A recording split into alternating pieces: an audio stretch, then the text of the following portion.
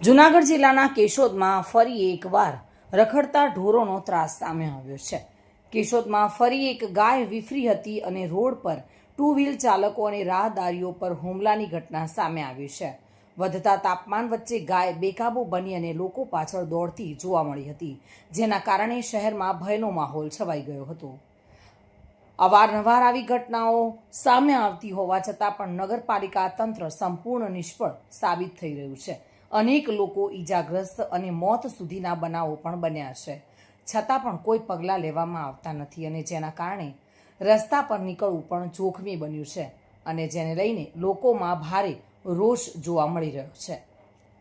મધુ રાવલિયા સાથે bureau report, today Gujarati news.